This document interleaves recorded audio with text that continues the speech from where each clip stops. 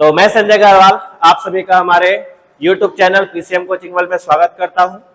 और जैसा कि आप सभी जान रहे हैं कि सीटेट की एप्लीकेशन स्टार्ट हो गया है और आप सभी फॉर्म भरना स्टार्ट कर चुके हैं। तो अब हम लोग ये जानते हैं कि आपको द्वितीय भाषा में संस्कृत और अंग्रेजी में से किसका चयन करना है, क्योंकि बहुत से लोगों का ये क्वेश्चन रहता है कि सेकेंड भाषा में हम क्या लें, संस्कृत ले या अंग्रेजी ले।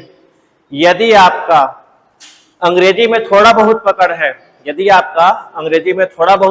तभी आप अंग्रेजी लीजिए, अदरवाइज आपको संस्कृत ही लेना है, क्योंकि संस्कृत हिंदी के जैसा ही है। तो यदि आप चाहें तो 2 महीने में आप संस्कृत को कर सकते हैं, किंतु यदि आपको अंग्रेजी सेकेंड भाषा में लेना है तो आपको इसके लिए बहुत पढ़ने की आवश्यकता है।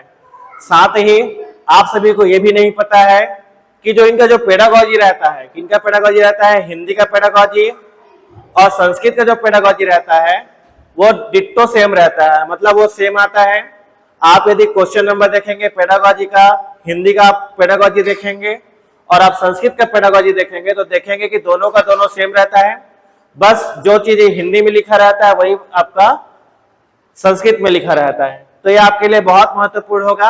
इससे जो 1 नंबर 2 नंबर के लिए जो चुप रहे थे उनको आराम से 15 नंबर का यहाँ पे एडवांटेज मिलेगा कि उनको संस्कृत के और हिंदी के पेडागॉजी एक ही मिलेंगे, बस उनका ट्रांसलेशन रहता है। यदि आपको संस्कृत समझने में दिक्कत होगी तब भी आप क्या कर सकते हैं, अपने हिंदी के पेडागॉजी को देखिएगा और संस्कृत के पेडागॉजी को देखिएगा, दोनों का पेडागॉजी सेम रहता है, केवल उसका संस्कृत से हिंदी में ट्रांसलेशन रहता है, हिंदी से संस्कृत में ट्रांसलेशन रहता है।